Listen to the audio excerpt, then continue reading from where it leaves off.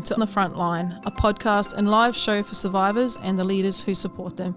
I'm your host, Kelly Humphreys, a survivor of child sexual abuse, advocate, author, speaker, ambassador, a lover of all things outdoors, with over 15 years of law enforcement experience. Please support me in my mission to break cycles of abuse and trauma. You can help by donating to my Patreon account at patreon.com/Kelly Humphreys.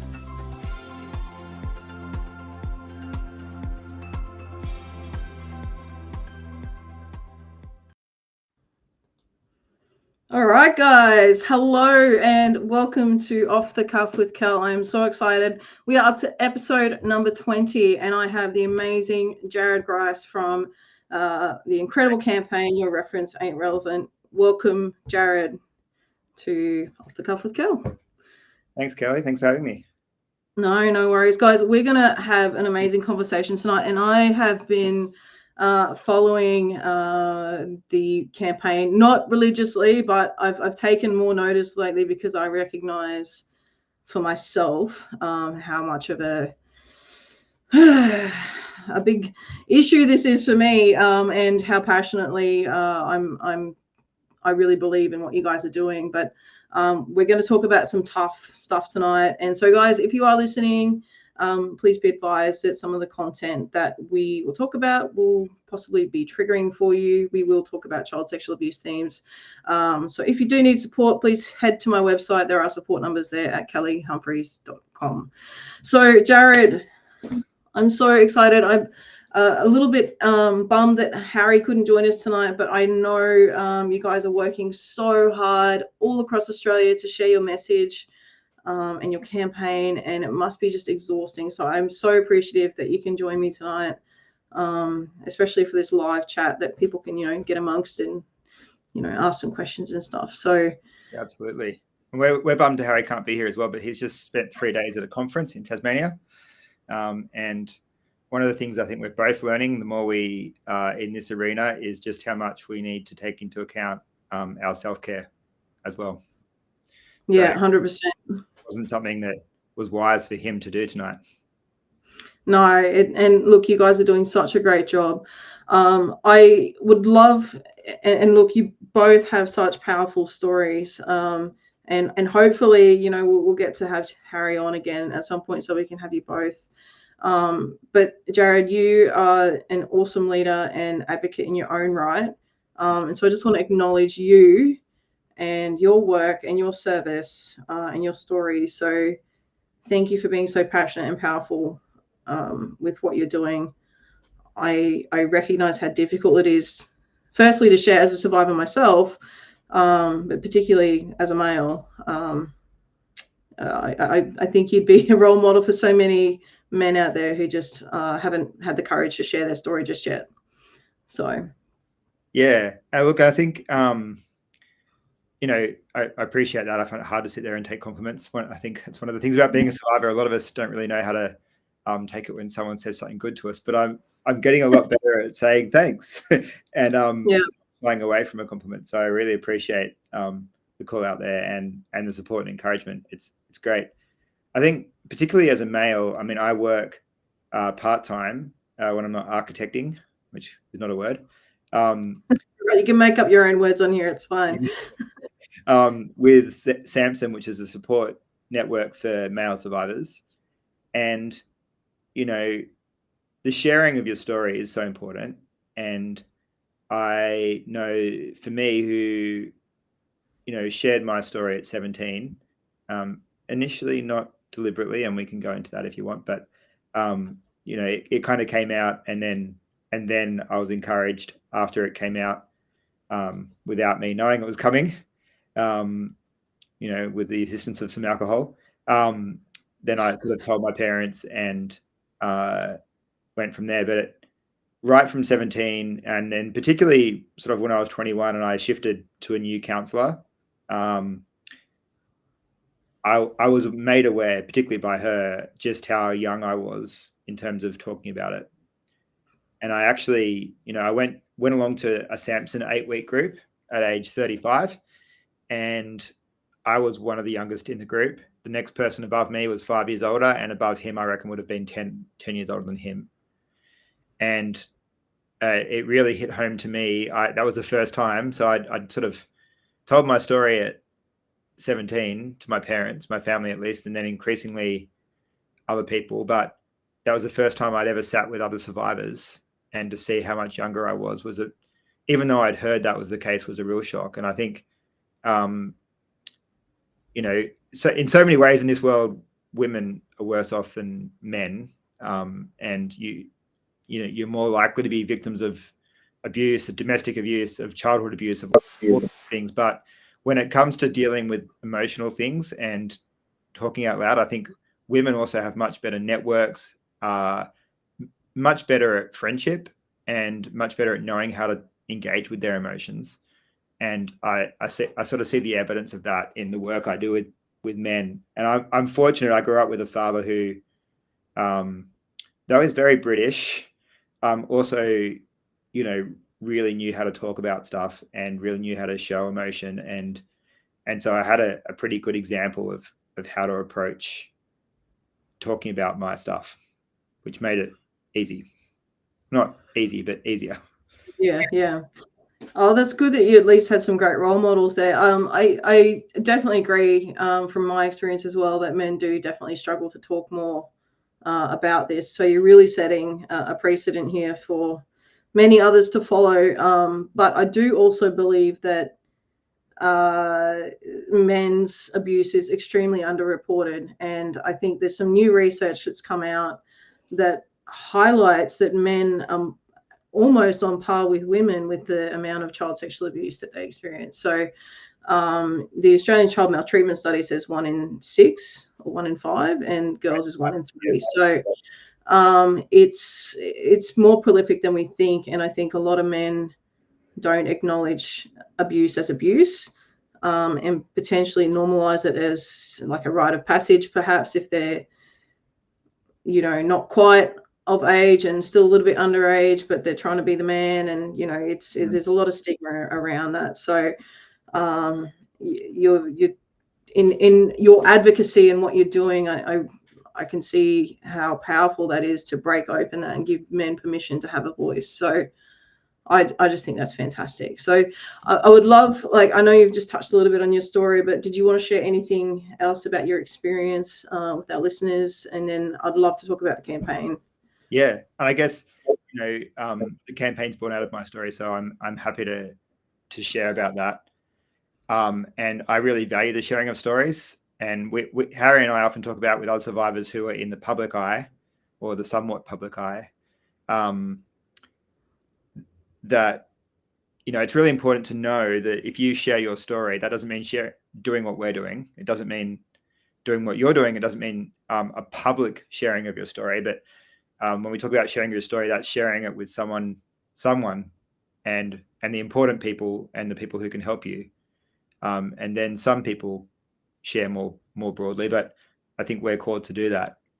But if I go back to what I referenced when I was 16, so for me, sorry, beg your pardon there. I think I'd suppressed emotionally what happened to me, the dealing with it, but I'd never actually forgotten what happened. And I was younger than 10 years old. It was my neighbor, and he made me feel like I was complicit, which is, common, and made me feel like I would get in trouble. So whilst it was going on, I was concealing it, and then fearing that if my parents found out, that I would get in trouble. And so it was a very effective way for him to keep me silent, especially because I was a pretty good kid. I'm the oldest boy of 3 children. I'm, responsibility is something I think I flourish with. You give me responsibility and I'll take it and run with it. And I was like that at a young age as well. And so the idea of getting in trouble really kept me quiet. It was a pretty effective, I'm sure he was that manipulative, but I think that's a fairly general approach from predators, but it couldn't have worked better with me. Though in the end, it backfired on him, because I did start avoiding. So he was my neighbor over the rear fence. or the son of my neighbor, I should say, of the rear fence, but he was our age or close to it. And I did start sort of avoiding the backyard a little bit. And he came out one day out into the street, miles from either of our houses, where, the kids our age were hanging out in the bush where we always did. And he tried something there. And actually, I was so conscious of people might see, I might get in trouble, that for the first time, I didn't go along with it. I refused and sort of backed away and was able to get away from him. And like most, well, not most, I probably don't know enough to say that, but a lot of predators, I think what people don't realize, a lot of abuse of children isn't violent. It's manipulative and coercive. And so often when a child actually does refuse in a safer situation, the abuser backs off because their way of engaging has been coercive and manipulative and making the child think that they like them and that they're friends. And so I know that's not always the case. I'm not saying by any means, but it was certainly the case with us. And so he didn't, react in a way that was violent or forceful. He backed off and went away.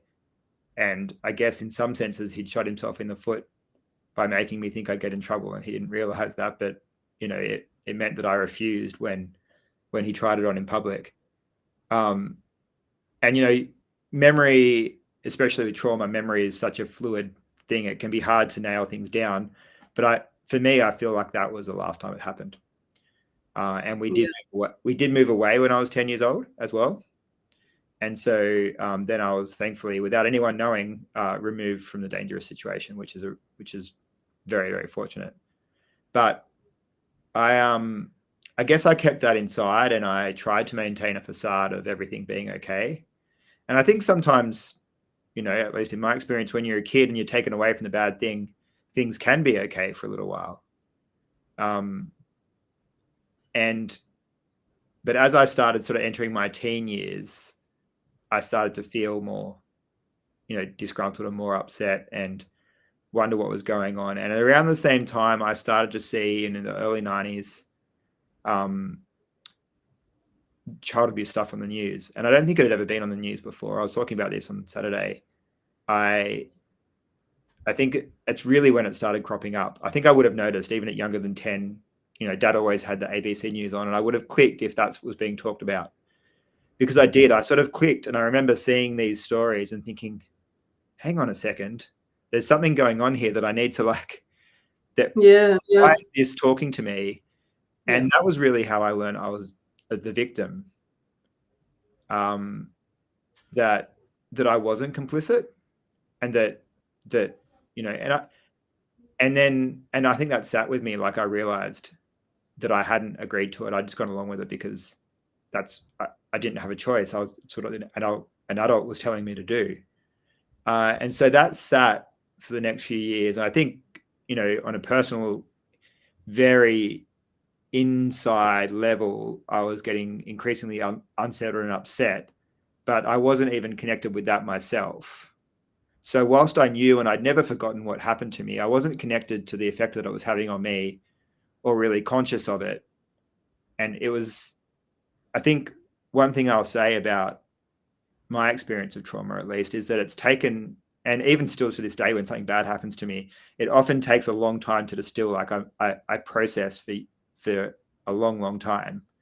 And maybe it is that disconnection from emotion and disconnection from bad things happening. But when I first started drinking, and I had a great group of friends that I'd grown up, like spent the last few years with, and a couple of them were 17, 18, I was 16. There was a sort of group of 5 of us that were pretty close. We'd hang around.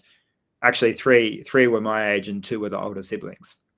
So, and we went to this party in a local area and we had grog. And it was the first time I think we'd tried a few sips, and my parents were never the type, they'd been letting me have a little sip here and there for years.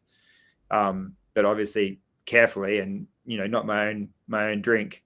And I'd never seen them drunk. It's not their shtick. So I wasn't naive about alcohol, but I didn't really know the effects it would have on me. And I just drank and kept up with everybody there at the party. And at some point in the night, I left the party and started running in front of cars. And, you know, being drunk, I have only the vaguest recollections of it, really. But I do remember it was deliberate. And I recognize that I'm very fortunate that we're really in quiet suburban back streets. So it wasn't a main road. You know, I would have had to work pretty hard to get one of them to hit me. You know, I think they could see there was a party happening. But for my friends, it was a big surprise, and they ended up having to chase me around. And, you know, at some point they caught me and held me down, or pulled me down in a gutter, and then I just collapsed in a heap of tears and told them what was going on. And I know one of them was there, and I don't really know if the others were or not, if they went away when I started talking or what. But my best mate at the time, he just, you know, held on while I cried and told him what had happened. And I guess that's a fairly shocking way for things to come out. But also, I think that's what it took. I wasn't about to tell anybody, because the shame that I carried, and I can talk about it now with a fairly level of emotion, but the shame that I carried was huge, and still is something that I fight. Is that the shame and, you know, and the guilt I don't need to feel guilty, but it sometimes still crops up. And so I don't know if I actually would have spoken without that aid. You know, like I might have been one of the people who waited 30 years. I really don't know. But I am a kind of wear my heart on my sleeve kind of person. So I think the alcohol brought that out. And I'm really fortunate in that. And it's one of those interesting things where, you know, good can come out of all sorts of things. And I was like, I wouldn't encourage teenagers to go and get drunk, right? Especially, you know, without safety things in place. But at the same time, I'm kind of grateful that I did that. I'm really grateful that I did that, because I don't actually know if it would have come out, if I would have told anybody, if I would have let it surface. I don't think actively suppressing, but I was suppressing it. And, you know, I was also very fortunate that group of friends had the same network of adults around them as I did. And so they didn't sort of force me to tell my parents, but they did encourage me to tell some other people that we knew that were friends of our families. And then they encouraged me to tell my parents. And I told my dad, and he told my mum, which I think was hurtful to her, but it's what I could deal with at the time. And, you know, we've had to work through some of that since then, and some others. Yeah. It sounds like you're a great communicator though, Jarad, and you know, you've got the right people around you. And I think for many of us, we don't always have that person we can fall into a heap and just let go. And I know for men that's really difficult to just let go and fall in a heap, but I think it's very brave. I really, really do. And I think we need to hear that more. Men need to hear that more. And to have the courage to share openly and not be afraid of their emotions, because they're like, you know, don't want to, you know, fall apart like that, because there's this whole image that you need to hold yourself together all the time. And that's just not true. Like it doesn't serve you, you know? Absolutely. And look, I'm not immune from that. I still do naturally try and project like everything's okay. It comes very naturally to me, but I think more and more I do have the ability to let go. And I think the more I've spoken up and the more I've been honest, the more my emotion has shown through, you know. So I've got so many things like that you've touched on that I want to talk about, but I just want to mention one thing really quickly, and it was about being complicit. And I think that's really important, because so many victim survivors who have an experience where somebody, particularly if they're known to the victim child, there's this whole and you said it perfectly when you said it. I don't think I can re-quote you now, but you know, it's such a big reason that survivors don't speak up, and I really appreciate you sharing that, because I think it's a good opportunity to remind everybody that no child can ever give consent. You are never complicit in abuse, and you can't be forced as a child to make those decisions that only you can make as an adult. Like it's just not. Children just are not designed to make those decisions about their body at that age. Yeah. So, you know, forgive yourself if you're out there listening. If you feel at any point in time that you were complicit, or, you know, made to be a part of it or something like that, and it was your fault, it's not your fault, and it never was your fault. And so forgive yourself for what you had to do to survive. Yeah. I think that's really what I want to say. So thank you for highlighting that, Jarad. Tell us a little bit about how, from your story and what's happened in your lived experience, has led into this campaign about your reference ain't relevant. Yeah. Well, like I said, I think I was aware from a young age that I was ahead of the curve in terms of talking about it. And in my 20s, I actually went to the police and I went through a court case, which was a cathartic experience for me. And again, I've had, I think, a really, I don't want to say positive experience, but I'm going to use the word positive for want of a better descriptor. In so many aspects where I hear other survivors talking about such negative experiences, I've had very positive experiences. So Yeah. I went to the police, I was believed, you know, and maybe it's the moment I was in, you know, maybe I'm the right age that I kind of hit some of the right streams, and people older than me didn't. But I know people younger than me have been through horrible experiences. But the detective, who I wish I could say his name, I won't. I don't know if he'd want me to. I don't know if he's still working, but he was great.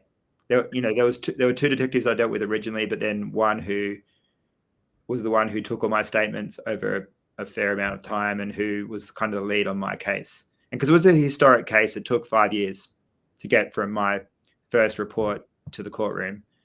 And I was so supported by that. You know, I wouldn't say I was supported by the police, because I wasn't. There were no support services or anything there that I was told about or knew to access, but I was supported by that man, that detective who worked in the child abuse crime squad. He was just so brilliant. And so I had this good experience with him. And eventually we got to the point where it was almost at court. And then, we had I had really positive experience with that process of sort of getting over the last little leak to getting it to court as well. And so for me, though we didn't get the result I wanted, and I wouldn't do it again, the week in court was not easy at all. It was still quite a cathartic experience for me on the whole. And the one thing it did do was I walked out of the courtroom on the last day after the hung jury, and we'd been hiding in this little side room all week, because they would mill around outside and we'd hide in a side room. And I sat down on this chair. We left the courtroom first. His new wife, he'd just got engaged when he was arrested. His new wife sort of stood up and told me to go to hell as I left the courtroom, like yelled at me, and my auntie like yelled back, which was great. I didn't see it happening. I heard about it. I was out of there. Oh dear. But she really, stood up for me, and she's a formidable woman. But we sat outside, and then they came out of the courtroom, and I remember sitting on this bench at the opposite end, 50 meters away. There was 2 courtrooms, and we were at either end. And I just looked at him, and my mum said, "Oh, do you want to go in the little room? Are you okay?" And I think they probably felt like they needed to. They would have been in shell shock still. But for me, there'd been some kind of transfer of power to me. I'd taken my power back. I'd held him accountable. I knew that his family knew, and his guilt was evident. He tried to blame his father. He tried to blame his brother. I don't know what innocent person would be like, "Oh, I'm innocent. I'll pin it on my dad." I think an innocent person stands on their innocence, right? But it was a shit show in there, and he pointed fingers everywhere. They tried to blame, my dad's workmate who looked after me for 3 weeks while my parents were overseas, because he also had a garage. And I'm like, I know the difference between an old man with a beard and this guy, who had a wife and a daughter. Not that those people don't abuse, but like I know who did it, and I was looking at him and I remembered him. I hadn't seen him since, I was 10 years old, but I had no doubt looking him in the face.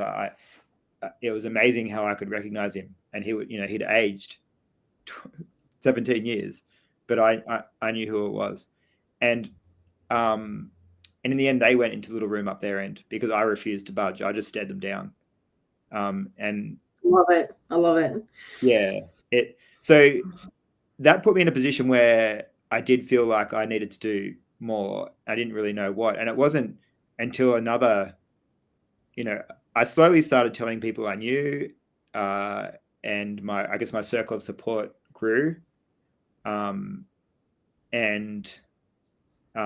had, when I was 19, I'd had a serious attempt at suicide, but then when I realized that perhaps it was going to work, I'd taken myself off to hospital, and I hadn't told my parents about that, but they found out, which I think is good. But they never talked to me about it until I was ready. And I felt like they must have spent some years kind of waiting, hoping, and worrying that it was going to happen again. And but I think they were wise in not speaking to me about it. And that might, I'm not saying that you shouldn't. I think you could go with your gut. With me, they would have gone with their gut, and they knew that I was having counseling. They knew I had support, and they knew that I'd told people about it. So I think that was enough for them. But it wasn't until I went to that Samson 8-week group and sat with those other survivors that I had the tools after that, I realized, to do something and to be more public, to actually take a stand. And I guess at the time, and it still is probably the thing I value most with survivors, is I just knew how important telling my story was, because I'd never had anyone ahead of me. I'd never seen somebody share their story. I'd seen things in the news, but I'd never seen a guy ahead of me. And I was like, I want to be that person who can be ahead for somebody. I want to share that story. And so there's actually an organization called Polished Man, which raises funds. And I spoke to them and said I could be an ambassador, and I offered, and they said, great. And I went public on my Facebook page and Instagram at the time, and it blew up. I was one of the top 10 fundraisers in that year. I spoke at the opening night the following year, shared my story, which was really empowering for me, and I think really positive for them. And things grew, and I think it's been, for me, the lead up to the Your Reference Ain't Relevant has been a slow burn. I did a very tough degree at uni. I studied architecture, which is one of the hardest, which, when you're going through what I was going through in my 20s, provided some interesting times for my psychologist. And then, I've been building a career, but from about the age of 35, I've also been building this advocacy. I guess you'd call it, I don't know if you call it a career, but I've been building in my advocacy. And so I did Polished Man, and I would sort of dip into that. Each year I would come and I would do Polished Man, and it would take a lot out of me. And then I would sort of put the lid back in the box and put it on the shelf. But slowly other opportunities came up, and I don't know how long ago it was now. It would have been early 2022. It must have been that I met Harry. And I saw him share his story on Instagram, and I just texted straight away, because he was, I think, 21. And I was amazed, because I wished I'd spoken up at that age, and I wished, had the bravery to do so. And also, a lot of what I was doing was because it wasn't, I guess, in some ways for the survivors ahead of me, it was, but it was for all survivors, but I was doing it because I wanted people to speak out when I spoke out. I wanted people to tell their family at 17. I want kids, you know, I kind of, I wanted to hope that by speaking out, there might be like a 13-year-old boy who, like around the age when I started really realizing what had happened to me, who might somehow see my story and would actually talk at 13, because there's just so much more you can do. I think when you break the cycle close to the time that something's happened. 100%, mate. I And really because resonate with that. yeah, you catch a child at 13 and you tell them it's not your fault, you don't have to carry shame and guilt, and they don't carry that through their formative years, or at least they're getting counseling and that they're working through that, you know. And so seeing Harry speak for me was just really exciting. And I messaged him.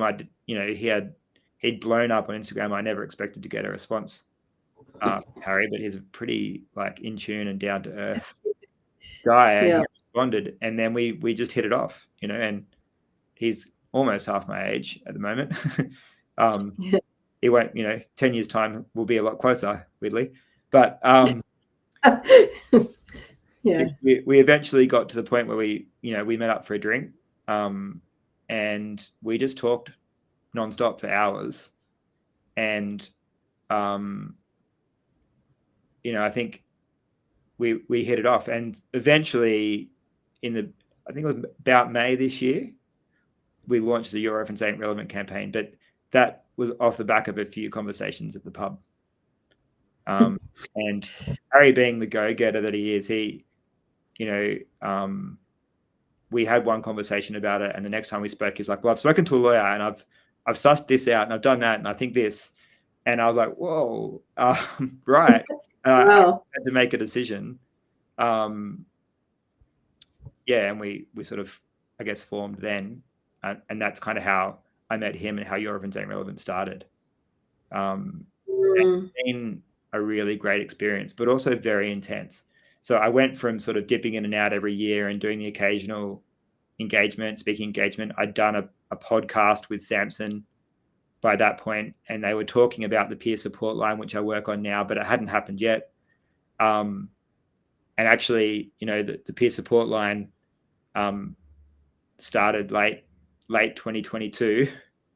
And so I guess over 2020 to 23, I've gone from being a once a year advocate, once a year plus, to day to day constantly being in it. And once the campaign started, it wasn't going to stop. So it's been a ride. It's been a real ride. Yeah. So yeah, look, I totally resonate with you, because I, like you, I work and then I do my advocacy work, so I know how tough it is. But I guess like the actual campaign itself is about the good character that is insinuated in court, and it's about taking the ability for those perpetrators to be able to represent themselves as good characters. Is that right? Can you just explain? Yeah. So what that looks like? Yeah. Currently in the court system in New South Wales and federally, so sexual abuse is dealt with, like, aside from, I think, internet or overseas cases, sexual abuse is largely dealt with by the states. So if you get caught, you'll go through the court system, the state court system, not the federal court system. Federal abuse. Yeah. So the rules are slightly, like, the language around the laws are slightly different in every state, but the basic premise is the same.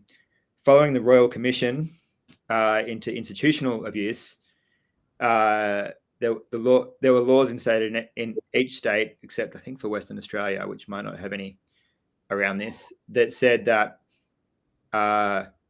if you were a priest or a scout leader or somebody in a I guess a position of power or an organization, an institution, then if you were convicted, so the whole campaign is about convicted people, convicted pedophiles. We're not talking pre-conviction. We're talking about when you have been convicted of a crime. We're talking of people here who have been proven by the courts to be guilty. And I think it's a real important distinction. But we're not out there trying to assassinate people's character. And but if you're a priest or a school teacher and you commit a sexual offense against a child and you are convicted, then you can't trot out a character reference that says, oh, but Joe Smith, he's a really good guy and he does all this community work, and his sentence should be reduced and it shouldn't be as harsh because look at his good character. You can't use that because the Royal Commission recommended this, and it was found that really those people, if you're a priest, you have automatic good standing in the community. The organization actually gives you that standing. It's not even you. It's not even you as a person who has to achieve that. Although, priests, school teachers, they all use charm and their offense is hidden behind a smile. It's not, it's not normally overt. They groom children and the people around them. But the reality is that what that's created is an uneven system. It's an uneven system for perpetrators. Like, as a perpetrator, half the perpetrators can't use it. Well, not, I shouldn't say half, but I'm going to use a bunch of perpetrators can't use a character reference, and a bunch of perpetrators can. Because my neighbor, had he been convicted, he would have been able to have character references read out. So I would have had to sit in court while he presented character references saying, character references are normally good. You don't share a bad one. So presenting character reference saying, here's this guy, he's just been convicted of child sexual offenses against you, but you can sit here and listen while his friends or his family or his boss says why he's such a good guy and why his service to the community in some other way means that he should have a lesser sentence, a lesser punishment for what he's done to you. So there's that's not actually really fair on the priests or the scout leaders, and I'm not advocating for them, but in terms of law, it's bad law. It's a double standard on one side, but it's also a very and a much more horrific double standard on the victim side. Because, if I can just imagine, Jarad, and I just have this in my head. It's just because I've got sentencing remarks from my own case, which was very triggering for me. Like, I found it extremely upsetting because of the positive statements about my uncle that it makes you feel guilty for making the complaint. And as a victim survivor, I'm thinking about how all of these people's experiences become really belittled and undermined, or it somehow justifies the perpetrator's right to commit offenses against you by just being a good, they're a good person, and then I feel bad because I'm like, oh well, I shouldn't have said anything. So I can see how destructive and damaging this must be for the general victim survivor population. I know just reading about my stuff was enough, let alone sitting in a courtroom. So absolutely, and that's the injustice. The court system already, it doesn't really support survivors. No. Like I said, I had very little preparation besides them telling me that it was going to be difficult for what was going to happen in that courtroom when I went in. And in some ways, looking back at it, I didn't even know about this stuff then, but in some ways it was a relief to know that I didn't have to sit through hearing a lot of good stuff said about him. I mean, obviously I would have liked him to be convicted, but I can't imagine what it would have been like to then endure that afterwards. And I wasn't warned that was a possibility. No one told me that might be the case. And I'm absolutely sure it would have, caused me a huge amount of trauma. And so it's bad law, it's unequal law, and it's also really, really unfair that now, you or I, who were abused by a person known to us who wasn't in a position of good standing in the community, would have to endure that, and you did, and my heart goes out to you in that. And so many other survivors do on a day-to-day basis in the courtroom. And what we're talking about here is the 0.3 0.03% of cases that get a conviction. So it's just such a minimal amount of cases even get to court, and then even less of those have a conviction, and then to sit and hear those remarks read out. So I think we see this in its own right as a justice issue, but also we see it as part of a whole bunch of work that different survivors are doing around the legal system to try and change the legal system to be one that supports survivors instead of perpetrators. And, you know, I don't think we're asking for justice. We're not asking for the tables to be tipped in our favor. But at the moment, the odds are stacked against us as it is. And then the system doesn't, it just causes more trauma. 100%. And so we don't really see it as a big ask, to be honest. It's a no-brainer to even that platform. And the reality is that the crux of it is that grooming is an offense, right? And so and offenders use their character, whether they're a priest or your neighbor, they use what good character they have, the trust of the people around them that they've built through grooming. Yeah. I'm so glad you said that. Yeah. And so essentially what happens when you sit in a courtroom and someone reads out the good character of your perpetrator, they're describing the grooming process, and grooming is an offense in its own right. And yet somehow when they've been convicted of an offense, the good character, which they're using to cover up their true nature, is something that contributes to a lesser sentence, and so it doesn't make sense to me. It's just not fair. It doesn't make any logical sense, and I'm not. People have asked us this question before. We're not saying that someone convicted of a white collar crime shouldn't be able to use a character reference. We're very specifically talking about child sexual abuse because the character is implicit in the offense and part of the offense, and it can't be separated. So, I'm sure there's crimes where people can argue that crime is out of character and a character reference can be supported. But when we're talking about the nature of what's going on here, that interpersonal space and the way things are concealed and the way people are manipulated, that character is the grooming. And you can't separate those two. It's so I really feel really passionate about what you're saying. It almost makes me angry because I can see it, and so many victim survivors disclose. Yeah, I can see that you're very passionate about it. Yeah. But yeah, just having, you're right, because that grooming is so prolific, and it's targeted. And people forget that. They're just like, oh no, it just happened. Well, it doesn't just happen. The groomer has to target and,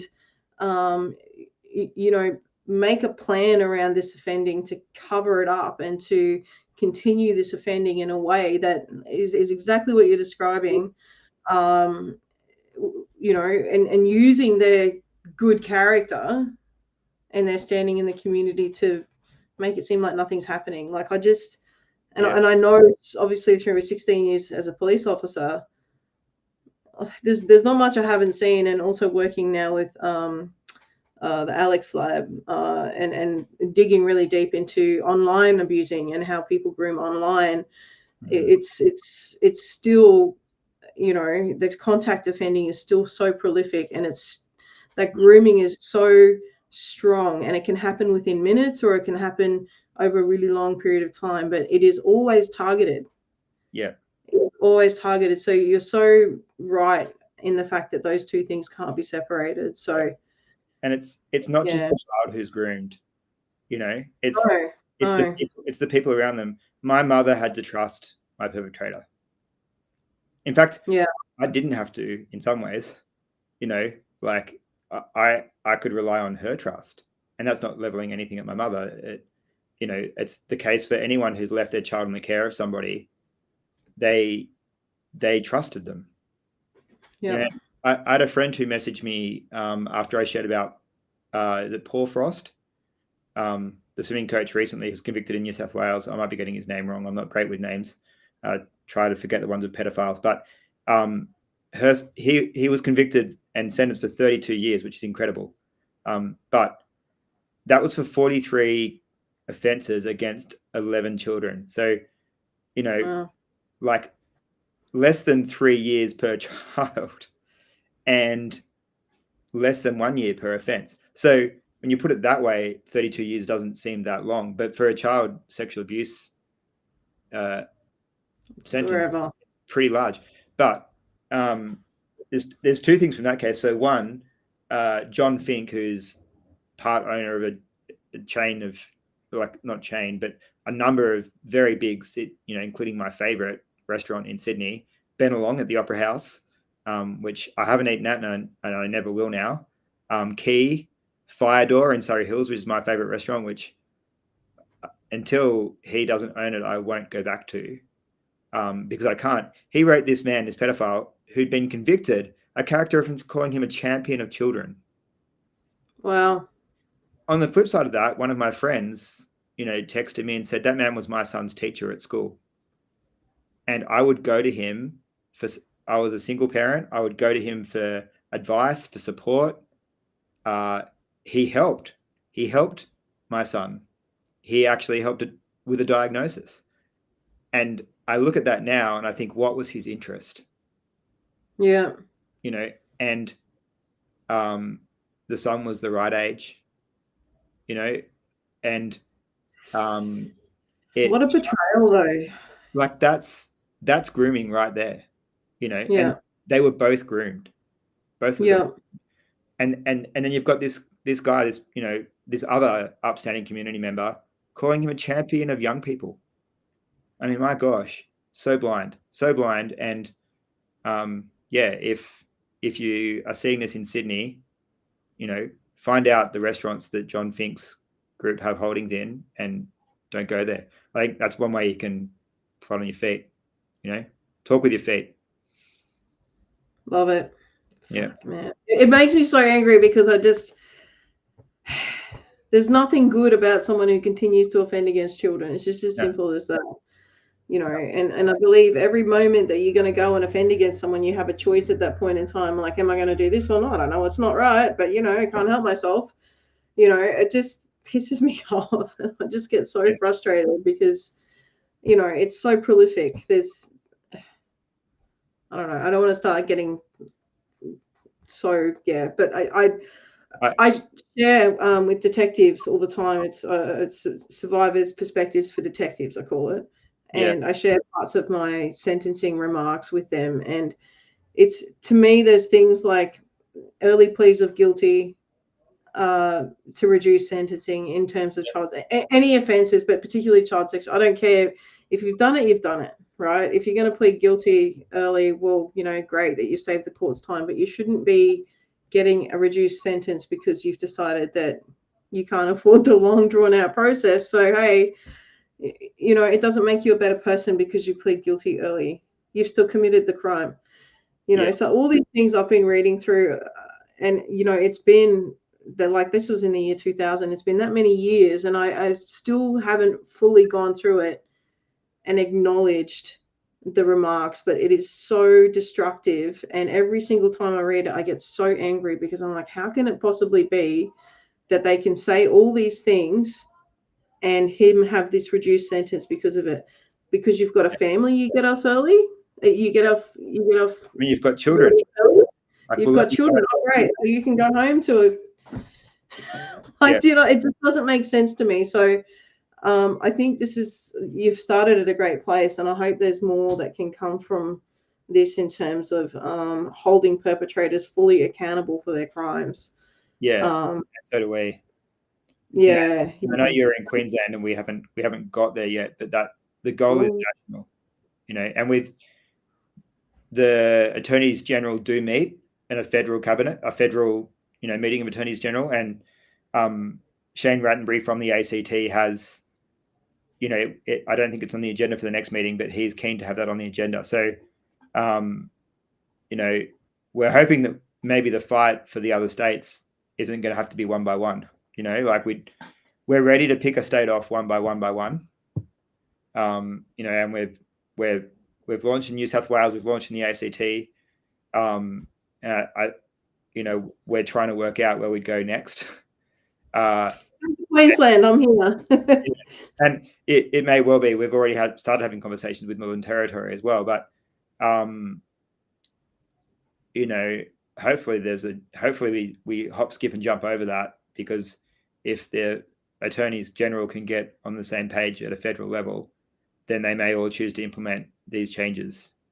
And that would be a great victory. Yeah. Because as I've said, it's not a big ask. No, I don't feel like it should be a big ask. I think justice is not in the favor of the victim at all. And I really, really hope that the courts look, I know things are getting better, but I feel like, I mean, I'm 42 myself, right? And I'm like, how long is this shit going to take? Like, you're saying yourself, it's not a big ask. And I don't think it is a big ask. I really don't.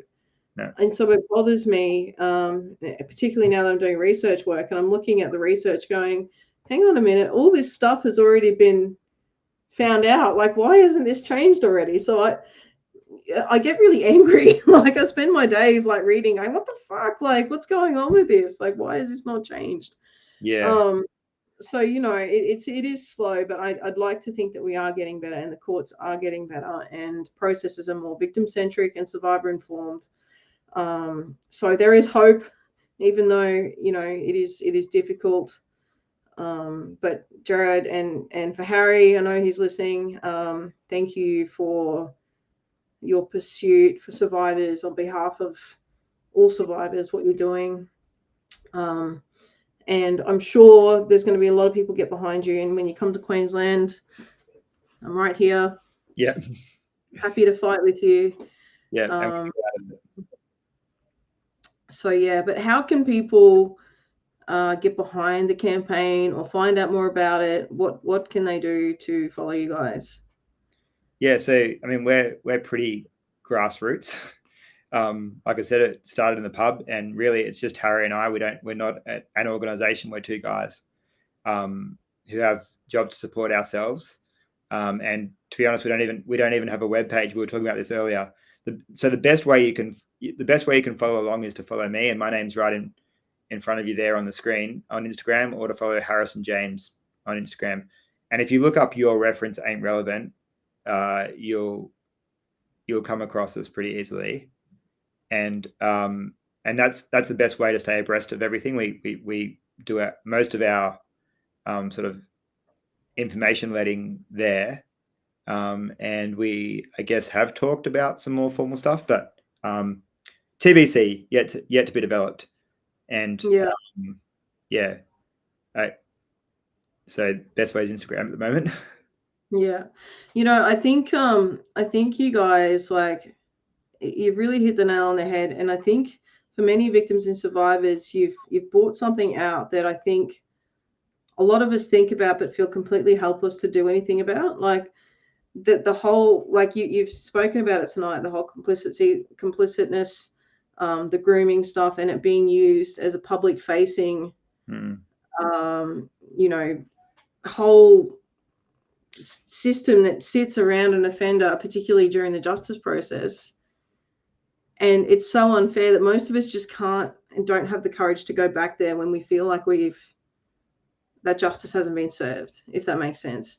And so I think you're really bringing something out that many of us wanted to have a voice about, but have been too afraid to, you know, have the conversation, or not really known how to make the changes. I mean, it must be exhausting to have your own story and then, you know, be advocating in this space, because, you know, I'm pretty tough. But again, I even reached out to my community tonight and said, look, I'm not sure how this is going to go, what we're going to talk about, but I know this is really difficult for me because of how I feel about the sentencing remarks, you know. And so I do think that it is something really brave. And I just want to encourage you guys to keep going. And again, to thank you for your work. but yeah, please don't stop. There's lots of things that I would love to help change in terms of the legislation around, the grooming stuff and how perpetrators present themselves to court. I do not think it's fair at all. No, and I haven't been able to say that previously because of my employment. I can say it now. It's not okay. The justice system needs a lot of work. Yeah, and it does. And look, Kelly, I have so much admiration for you, that you would come on when, I understand that, like, obviously you're passionate about it, but when what we're doing is so personal and so closely connected to you and triggering for you in terms of your own story with those character friends. So I have so much admiration for you in what you're doing, and the way you take on survivors' stories with these podcasts, and you shed a light. You're doing a great thing. So I want to fire that encouragement back at you and say, don't stop. And I'm glad that I think you've just demonstrated there what we all need to be doing as survivors, and what I think Harry and I are learning more and more. We've got each other for support. We've got support, but I certainly didn't quite grasp, and I probably should have. I was probably not deliberately naive, but didn't quite grasp how heavy it would be and how exhausted I am at this point in the year, carrying the weight of every day facing my trauma. Because every day, at least in some sector, it's not just when a news story comes out now, because half the time we're having a conversation about that news story. So it's every day. It's not something that I put down like I used to. And I've got the resilience and I've got the strength that I've developed over years to do that. But I've got the help, and I need the help. And so I love hearing you say that before you did. That's a step better than I would do, because I would know I've got people, and then do the podcast, and then be like, oh shit, I need to talk to somebody. Whereas, like, I love that you and you've actually set yourself up beforehand, which is great. I have so much admiration for that, because I think as survivors, so often we're just left to fend for ourselves as well. And I've got great support, and people often do ask me how I'm going.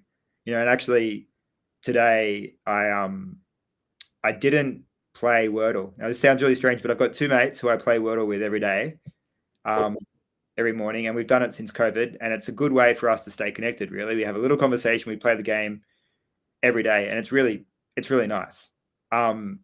But this morning I got up and I'd slept in a little bit, and then I had a really hectic day, and I haven't really been active on Instagram in my lunch break or anything like that. And so I finished work and I had texts from these guys saying, hey, what's going on? We haven't heard from you. And when I was on the phone earlier, I had missed calls.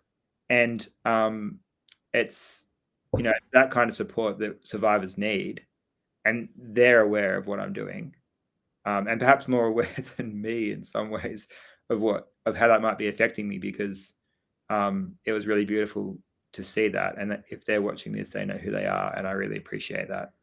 But, I think you're doing a good thing there as well, and looking out for yourself. And I know you've got that network of women you talked about. And I saw your two supporters who help you out with the podcast. And thank you to those two, because, Kelly can't do this on her own. And I think you probably recognize that. So, yeah. I couldn't have said it better myself, Jarad. This podcast isn't possible without the two girls that sit and help run the live show. So there's been various helpers along the way, but these two girls keep showing up religiously every fortnight to help, so we can concentrate on the conversation, because it's really hard to talk about this in-depth stuff without having to do all the technical stuff as well. So they're an absolute godsend, and we have a little bit of a debriefing afterwards if we need to. Most of the time I try to crack a few shitty dad jokes throughout my podcast just to keep it light. But sometimes it is hard, and sometimes I just don't know how things are going to fall for myself or my guest, and but I mean, Jarad, I know that I'm going to get beautiful messages from people from what you shared tonight so courageously. And I can't wait to connect further and to, join the journey with you guys somehow. You're on the journey with us already. That's it, mate. We all got to stand alongside each other. So, and you know, and I want to say this too, for survivors, it's not someone standing behind you, and it's not someone standing in front of you. It's people that you need in your life that stand beside you, that walk with you, because they're not, you know, trying to tell you what to do, because you really have to make your own path in your healing. But you do need them to walk alongside you every now and then, and just, you know, support you on your journey. So, to the women, I don't have a men's group yet, but maybe I'll talk to the gents here and they might help me get one started. But I've definitely got a women's support group. So if you're out there and you're listening and you need a safe space, please jump on board with that. I do have an ebook. If just let me quickly grab the QR code for you guys. So if you would like to download it, you can scan the QR code on your screen. There's a free ebook there for victim survivors, with 8 cycle breaking strategies for those of you who have experienced child sexual abuse. This is in the lead up to my course, which hopefully will get done by Christmas, and early next year it will be out there for you guys to do, because I know there's just no support for adult survivors out there. Really, it's really difficult. So I'm creating a course. So please download the book, jump on, join the mailing list at kellyhumphreys.com so you can stay in tune with what's going on. Jarad, thank you again for joining us tonight. Is there any last minute comments you want to make to our listeners, or advice that you'd like to give? I mean, yeah, my pleasure. I'm really pleased to have been here and to help out. I will say, if you are a male survivor watching this, the best place I can recommend that you go is to the SAMSN website, SAMSN, Survivors and Mates Support Network. That's the organization I work on the peer support line for, and, you know, do the odd conference like I did on Saturday. That is a survivor-led organization. It was started by a survivor with off the back of his compensation. So, you know, doing what the government should be doing, and does have government funding now as well. But and he, you know, Craig, who started that, is a great man and a person very dear to my heart. As another one of my co-workers said on Saturday, a great Australian, and I really believe that. So, you know, for men, jump on board with SAMSN, and they're a great organization. But yeah, otherwise, I don't know that I've got any great pearls to drop out, except to share your story. And it doesn't, like I said at the beginning, sharing your story, you know, might be interpreted by somebody doing what Kelly and I are doing as do what we're doing, but that's not what we're saying. If you haven't spoken to somebody, male or female, find someone who you trust and please share. And I guarantee you it's going to be the hardest thing you'll ever do, but the benefits of it will be the best thing you ever do. You know, and you can't do this on your own, and you can't suppress it forever. So I guess I'll leave it on that note. Yeah, well, it's got to come out somewhere, guys. So we can get Jarad back and Harry back at some point, and have more of a conversation, because Jarad, that was just amazing. So thank you so much, guys. In a fortnight's time, I'm going to have a special episode. I don't have a title for it yet, but it's going to be around holidays and being a survivor through holidays, because it's often a really difficult time. So we're going to talk to you about some strategies about how to kind of handle the family situations, because we know that sometimes we're forced to be in the same space as people who've perpetrated against us, and it can be a difficult time. So please join us in a fortnight for a really special panel that I'm putting together for Christmas. Then we're going to have a break, and we're back in the new year. So guys, thank you again for being part of the audience.